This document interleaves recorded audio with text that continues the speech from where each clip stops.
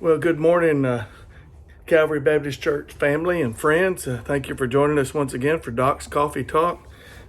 I would like to say coming to you live from Wolf City, Texas, but it's not. It's coming to recording from an upper bedroom. So we could say in the upper room, but that would be misleading, so to speak. So my prayer for you today is that you will do something out of the ordinary for Jesus Christ. I do have to, the introduction here this morning is personal. Em and I are in need of your prayers. 19 years ago, she gave a kidney to her oldest brother, Tom. All in all, it's been a huge success.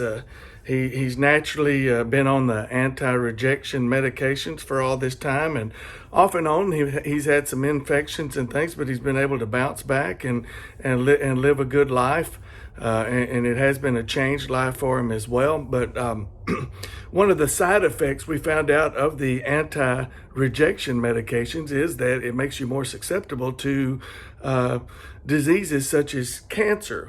We did not know this, but we've found it out now. But recently he got sick again, and it was right after taking his second COVID shot, and so you can take that for however you want. But it was right after that, and he hasn't been able to bounce back from that. He's been in and out of the hospital now for a couple of weeks. There's good news and there's very bad news. The good news is because of this latest setback, all the tests and everything that they ran, they've been able to discover a huge problem.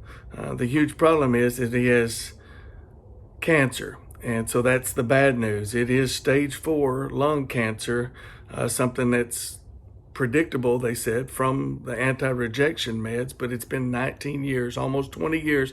I think it'll be 20 years this October, but the prognosis isn't good. His health and the kidney and all those different kinds of things, it's just it won't do any good to go through chemo or any of the other treatments. His body just won't be able to handle it. So they're in the process of looking at when he gets home from the hospital for hospice care, and they're saying 6 months maybe.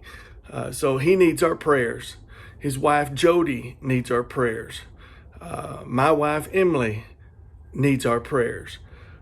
We're waiting on him once again to get out of the hospital and get home, and when he does, we're going to go fly out to visit.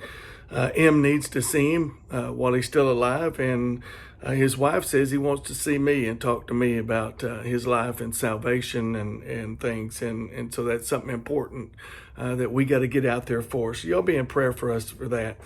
We also have so many things going on at the church that we've picked back up and going, and so we need prayer for our church. We have a market coming up on the 17th on Saturday, and then on Sunday 18th, and then Monday 19th, Tuesday the 20th, we have a revival in the evenings, tent revival, and that's going to be an exciting time. But then we plan on flying out then probably on that Wednesday after. So y'all be in prayer for us. Pray for comfort in God's will, please. So I do want to read to you this morning from John chapter 21. We've been in John for a little bit, and we're in John on our miracles on Sunday morning that we've been looking at, the signs leading to belief in John, in the Gospel of John. And so today we're in John chapter 21. We'll start at verse 1. It says, "After these things, Jesus manifested himself again to the disciples at the Sea of Tiberias, and he manifested himself in this way. Simon Peter and Thomas called Didymus and Nathanael of Cana and in Galilee and the sons of Zebedee and 2 other disciples were together. Simon Peter said to them, 'I'm going to go fishing.' They said to him, 'We will also come with you.' So they went out and got in the boat, and that night they caught nothing. But when the day was now breaking, Jesus stood on the beach, yet the disciples did not know that it was Jesus. So Jesus said to them, 'Children, do you have any you do not have any fish, do you?' And they answered him, 'No.' And he said to them, 'Cast the net on the right hand side of the boat, and you will find a catch.'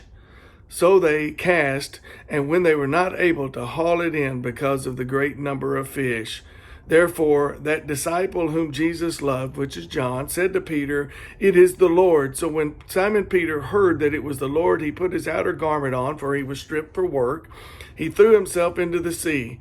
But the other disciples came in the little boat, for they were not far from the land, but about 100 yards away, dragging the net full of fish. So when they got out of the boat on the land, they saw a charcoal fire already laid and fish placed on it and bread. Jesus said to them, "Bring some of the fish which you have now caught." Simon Peter went up and drew the net to the land, full of large fish, 153, and although there were so many, the net was not torn. Jesus said to them, "Come and have breakfast." None of the disciples ventured to question him, "Who are you?" knowing that it was the Lord. Jesus came and took the bread and gave it to them, and the fish likewise. This is now the third time that Jesus was manifested to the disciples after he was raised from the dead. So here we find the disciples, at least seven of them that's mentioned, just a few days after Resurrection Sunday. And what are they doing? They've gone back to the ordinary. Peter sounds like some of us, if you look at it. I'm going fishing, or I'm going hunting, or I'm going golfing, or I'm going shopping, or I'm going to do the same old thing that I've always done. But the ordinary rut, or the ordinary thing, going back to that, yields them nada, zero, zip, nothing.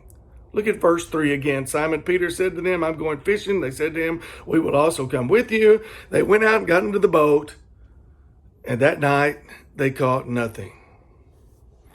But as the scene changes to daybreak, enter Jesus the Lord. "Hey kids, you catch anything?" "No."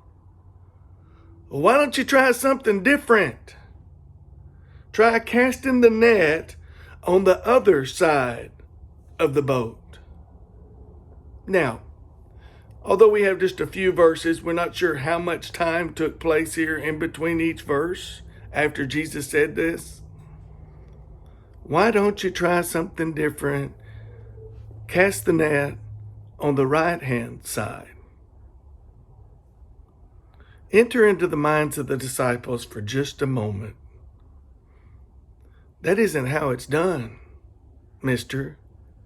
We've always done it on the left-hand side, the other side.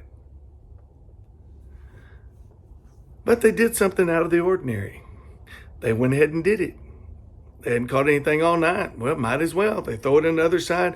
153 large fish. Notice how it says there were so many fish, yet the net was not torn. So it's telling you it's large fish, a catch that would normally bust the nets and them lose all of the fish. That's what would have happened. But it didn't tear. There's no holes. They brought all the fish in from the water. Now, as a pastor, I get it. Even recently. Why are we doing this? We've always fished on the other side. We've always done it that way. Why aren't we doing thus and so the way we've always done it? Well, frankly, folks, we ain't catching nothing.